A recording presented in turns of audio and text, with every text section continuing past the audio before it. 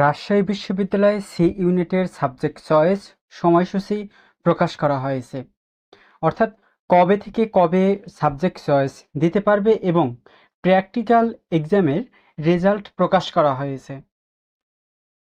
যারা PESS practical exam দিয়েছো তাদের রেজাল্ট প্রকাশ করা হয়েছে।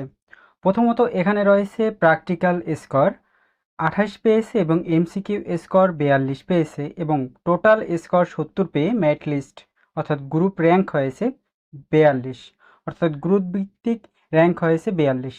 দেন এখানে প্র্যাকটিক্যাল স্কোর রয়েছে 26 আর এমসিকিউ স্কোর রয়েছে 67, মোট 93 টোটাল স্কোর। তো 1 নম্বরে মেরিট লিস্ট রয়েছে গ্রুপ এ থেকে। গ্রুপ বিও এই একই রকমের, যেখানে টোটাল স্কোর রয়েছে 76, মেরিট লিস্টে রয়েছে বা র্যাঙ্কিংয়ে গ্রুপ ভিত্তিক র্যাঙ্কিং রয়েছে 12। তো যারা 3 গ্রুপে নন সায়েন্স থেকে প্র্যাকটিক্যাল এক্সাম দিয়েছো তাদেরও রেজাল্ট প্রকাশ করা হয়েছে। দেন এখানে কিন্তু বলা হয়েছে যে টোটাল প্র্যাকটিক্যাল স্কোর রয়েছে 28 এবং এমসিকিউ স্কোর রয়েছে 57।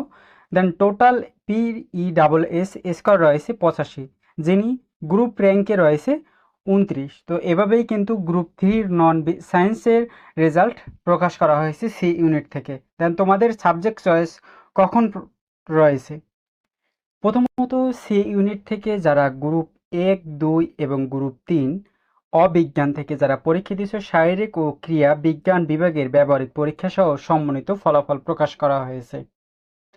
দেন বলা হয়েছে বিজ্ঞান, কৃষি, জীববিজ্ঞান, ভূবিজ্ঞান, ফিশারিজ, ভেটেরিনারি, অ্যানিম্যাল সায়েন্স অনুষদ 2024-25 শিক্ষাবর্ষে প্রথম বর্ষ পরীক্ষার্থীদের ভর্তি পরীক্ষায় উত্তীর্ণ শারীরিক ও ক্রিয়া বিজ্ঞানী বিভাগে ব্যবহারিক পরীক্ষায় উপস্থিত প্রার্থীদের ব্যবহারিক পরীক্ষার ফলাফল সহ শারীরিক ও ক্রিয়া বিজ্ঞানের মেধাক্রম অনুযায়ী প্রকাশ করা হয়েছে।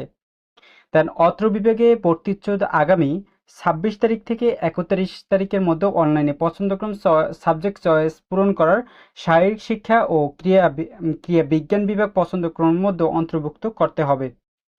দেন যারা প্র্যাকটিক্যাল এক্সাম দিয়েছো সি ইউনিট থেকে তাদের যে বিভাগে প্র্যাকটিক্যাল দিয়েছো সেই বিভাগ থেকেই কিন্তু সাবজেক্ট চয়েস দিতে হবে, অর্থাৎ ডিপার্টমেন্ট থেকে, যে এখানে 26 তারিখ থেকে 31 তারিখের মধ্যে সাবজেক্ট চয়েস দিতে হবে।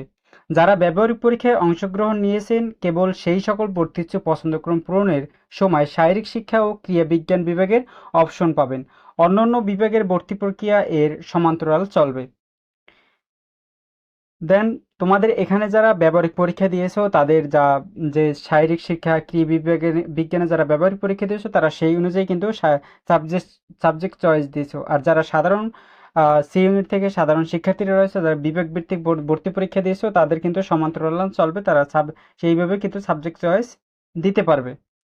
দেন পছন্দক্রম গ্রহণের পর যথাসময়ে নির্বাচন তালিকা ও ভর্তি পদ্ধতি সংক্রান্ত তথ্য প্রকাশ করা হবে।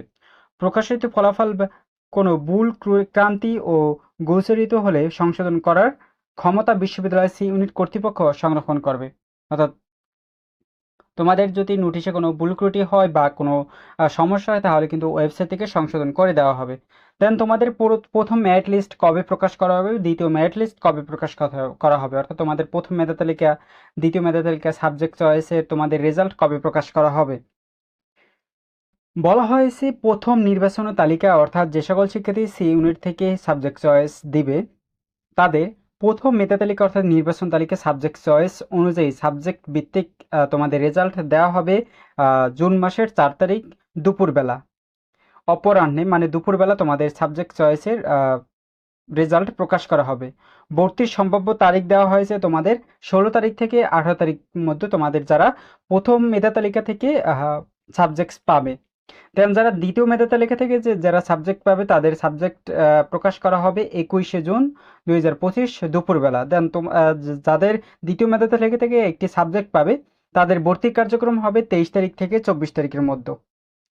23 তারিখ থেকে 24 তারিখের মধ্যে এটি কিন্তু সম্ভাব্য তারিখ দেওয়া হয়েছে, অর্থাৎ এই তারিখের ভিতরে তোমাদের ভর্তি কার্যক্রম অনুষ্ঠিত হবে সেই সংক্রান্ত কিন্তু বলা হয়েছে। তো হবে কি হবে না সেই সংক্রান্ত সম্ভাব্য বলে দেওয়া হয়েছে। দেন তোমাদের এই ছিল তোমাদের প্রথম মেধা তালিকা সি ইউনিট থেকে, দ্বিতীয় মেধা তালিকা সি ইউনিট থেকে, যে কবে প্রকাশ করা হবে, ভর্তি কার্যক্রম কবে হবে। দেন তোমাদের ভর্তি কার্যক্রমের দিন তোমাদের ভর্তি ফি কত টাকা, ভর্তি কার্যক্রমের দিন কি কি ডকুমেন্টস প্রোভাইড করতে হবে সেই সংক্রান্ত পরবর্তী নোটিশ পেতে চ্যানেলটি সাবস্ক্রাইব করে রাখবে।